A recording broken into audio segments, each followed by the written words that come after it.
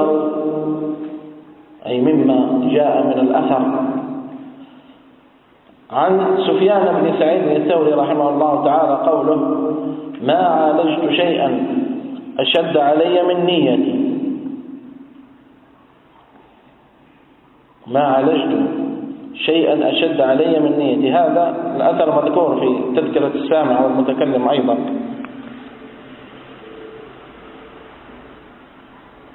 وهذا منهم رحمهم الله بيان لشدة لما يجب على المرء من شدة اعتنائه بجانب الإخلاص وتصحيح النية.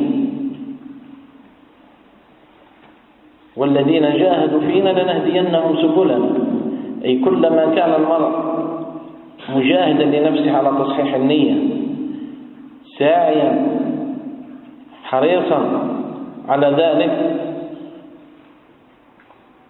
كلما كان توفيق الله عز وجل له أعظم.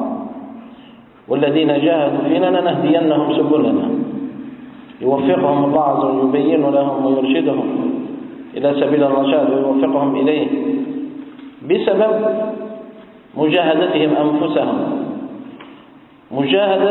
بسبب مجاهدتهم نياتهم وتصحيح نياتهم وإخلاصهم لله، وهكذا بسبب مجاهدتهم على تصحيح أقوالهم وألا يكون من شأنهم إلا ما يرضي الله، وهكذا أيضا جاهدوا ويجاهدون في سبيل تصحيح أعمالهم فلا يكون من شأنها إلا ما يرضي الله سبحانه، ويحرصون على ذلك. والذين جاهدوا فينا أي فينا مخلصين لله عز وجل، جاهدوا في سبيل الإخلاص وتحقيق الإخلاص لله سبحانه في اعتقادهم وأقوالهم وأعمالهم، لنهدينهم سبلنا. فلذلك قال: ما عالجت شيئا أشد علي من نيتي. فإذا كان هذا شأنهم رحمهم الله مع ما أوتوا من الهدى والعلم والإمامة في الدين وما قدموا للأمة وما قدموا في سبيل حفظ هذه الشريعة وصيانة الدين وعقيدة المسلمين، وما كان من شأنهم رحمهم الله تعبدا لله في أقوالهم وأعمالهم وصحة اعتقادهم، إذا كانوا مع هذا الشأن العظيم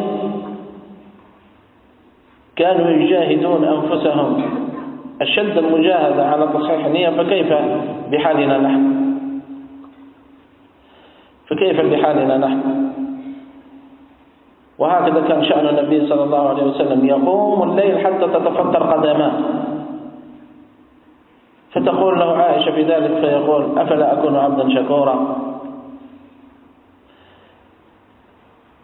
وهكذا الصحابة رضي الله عنهم لم يكونوا يغترون بما كان من ثناء الله عز وجل عليهم وتصريحه برضاه عنهم والشهادة لكثير منهم بالجنة، والشهادة لهم عموما بالجنة، فلم يجعلهم هذا يتكاسلون عن العبادة أو عن تصحيح نياتهم، بل ما زادهم ذلك إلا مجاهدة وحرصا على تصحيح النية وعلى عبادة الله سبحانه وعلى نصرة الدين. وهذا النبي صلى الله عليه وسلم غفر له ما تقدم من ذنبهم وما تأخر، ومع ذلك يقابل الله عز وجل بالشكر: أفلا أكون عبدا شكورا؟